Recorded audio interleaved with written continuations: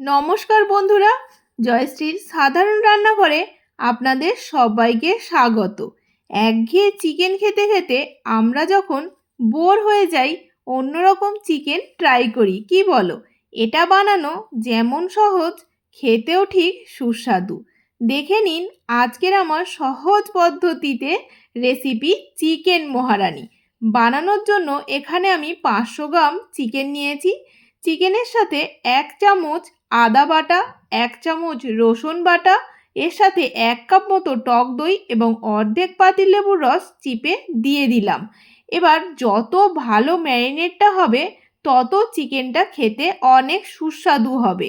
আমি এখানে 2 ঘন্টার মতো ম্যারিনেট করে রেখে দেব। যদি আপনি চান 4 ঘন্টাও ম্যারিনেট করে রাখতে পারেন। মোট কথা হলো, চিকেনটা যত সময় ধরে ম্যারিনেশনটা হবে তত তাড়াতাড়ি চিকেনটা রান্নাও হয়ে যাবে এবং খেতেও অনেক সুস্বাদু হবে। অপরদিকে শুকনো মশলার জন্য আমি একটা কড়াইয়ের মধ্যে 1 চামচ মৌরি, 1 চামচ জিরে, 1 চামচ গোটা ধনে, কয়েকটা গরম মশলার টুকরো এবং দিয়ে নেব কয়েকটা শুকনো লঙ্কা। যে যার স্বাদ অনুযায়ী দেবেন এবং এই মশলাগুলোকে আমি ভালো করে ড্রাই রোস্ট করে ভেজে নেব। ভেজে নেওয়ার পরে মশলাটা নামিয়ে একটু ঠান্ডা করে নেব। ঠান্ডা করার পরে আমি এগুলোকে গুঁড়িয়ে নেব। গুঁড়িয়ে নেওয়ার পর অপর দিকে মশলার জন্য মিক্সিতে বলে দিয়ে নেব কিছু পেঁয়াজ, কাঁচা লঙ্কা এবং এর সাথে কাজু আর কিছু আমন্ড দিয়ে আমি এটা একটা পেস্ট তৈরি করে নেব। এবার কড়াইতে তেল দিয়ে তার মধ্যে 1 চামচ ঘিও দিয়ে নিয়েছি। দেওয়ার পর ওই যে মশলাটা তৈরি করেছি, মশলাটা কড়াইয়ের মধ্যে দিয়ে দিলাম।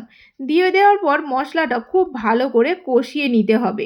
মশলা কষানো হয়ে গেলে মশলা থেকে একটা তেল ছেড়ে আসবে। তেল ছেড়ে গেলে বুঝবেন যে মশলাটা কষানো প্রায় রেডি। তো ভালোভাবে মশলাটাকে আমি কষিয়ে নিচ্ছি এখানে। কষিয়ে নেওয়ার পর একটু শুকনো শুকনো হয়ে গেল, দেখো তেলটা ছেড়ে এসেছে। এরপরে আমি এই মশলার মধ্যে অ্যাড করে দেব চিকেনের ম্যারিনেশন যেটা করে রেখেছিলাম, সেটা আমি এখানে অ্যাড করে দিলাম। অ্যাড করে দেওয়ার পরে আবারও খুব ভালোভাবে এটাকে কষাতে হবে।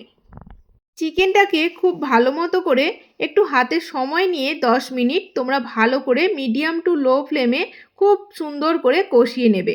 কষানোর পরে তেল ছেড়ে আসলে 1 কাপ মতো এখানে দুধ অ্যাড করে নিতে হবে। দুধটা দেওয়ার পরে ওই যে ড্রাই রোস্ট করা মশলাটা ছিল, ওই মশলাটা আমি দিয়ে নেব।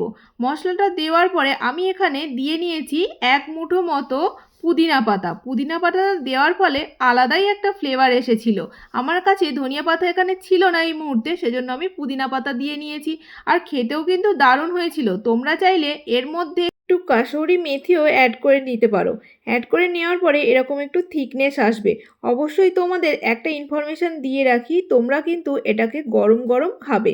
গরম গরম রুটি বা পরোটা বা ভাতের সাথে খুব ভালো লাগবে এই চিকেন মহারানি। তো নতুন রেসিপিটা তোমাদের কাছে কেমন লাগলো অবশ্যই কমেন্ট করে জানিও।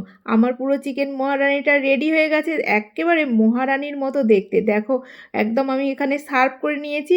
কত সুন্দর দেখতে হয়েছে না? কমেন্ট করে অবশ্যই কিন্তু তোমরা জানাতে ভুলবে না।